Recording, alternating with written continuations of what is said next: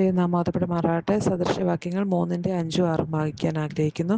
പൂർണ്ണ ഹൃദയത്തോടെ യഹോവയിൽ ആശ്രയിക്കുക, അവൻ നിൻ്റെ പാതകളെ നേരെയാക്കും. നമ്മൾ പലപ്പോഴും എന്തെങ്കിലും പ്രതിസന്ധികൾ നേരിടുമ്പോൾ നമ്മൾ പല കാര്യങ്ങളിലേക്കും നമ്മുടെ ശ്രദ്ധ തിരിക്കുന്നതാണ്.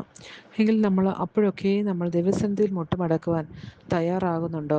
അപ്പോൾ അവിടെയാണെങ്കിൽ നമ്മുടെ ജീവിതത്തിൻ്റെ വിജയം. അപ്പോൾ നമ്മുടെ പാതകളെ നേരെയാക്കുന്ന ഒരു യഹോവ നമുക്കുണ്ടെന്ന് നമ്മൾ മനസ്സിലാക്കണം. നാം ദൈവത്തെ പ്രസാദിപ്പിക്കാൻ ആഗ്രഹിക്കുന്നെങ്കിൽ അവനെ പൂർണ്ണമായി വിശ്വസിച്ച് ആശ്രയിക്കണം.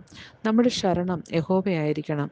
ഏതൊരു പ്രതിസന്ധി ഘട്ടത്തിലേക്ക് നമ്മൾക്ക് ദൈവത്തെങ്കിലേക്ക് നോക്കുവാൻ സാധിക്കും. നമ്മൾ വായിക്കുന്നുണ്ട്, അവങ്കിലേക്ക് നോക്കിയവർ പ്രകാശിതരായി, അവരുടെ മുഖം ലജ്ജിച്ചു പോയതുമില്ല.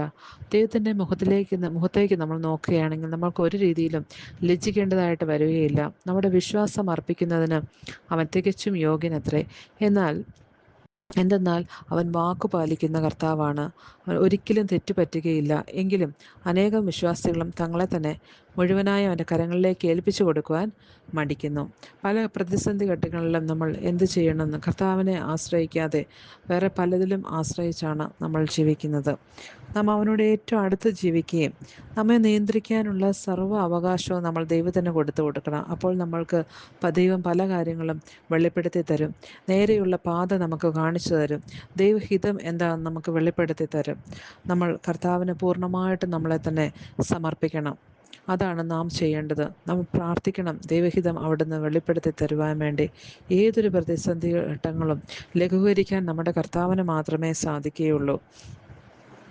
കർത്താവിൻ്റെ നടപ്പിൽ നമ്മൾ മുഴുവനായിട്ട് ആശ്രയിച്ചു തുടങ്ങുമ്പോൾ അപ്പോഴാണ് നമ്മൾ ദൈവത്തെ ആശ്രയിക്കാനായിട്ട് പഠിക്കുന്നത്. ദൈവത്തിൽ നമ്മുടെ ശരണം എപ്പോഴും കർത്താവിലായിരിക്കണം. അപ്പോൾ നമ്മുടെ ജീവിതത്തിൽ അന്ധകാരം നിറഞ്ഞ നമ്മുടെ ജീവിതത്തിൽ വെളിച്ചം കൊണ്ടുവരുവാൻ ദൈവത്തിന് മാത്രമേ സാധിക്കുകയുള്ളൂ. ദൈവനാമം മഹത്വപ്പെടുമാറാകട്ടെ.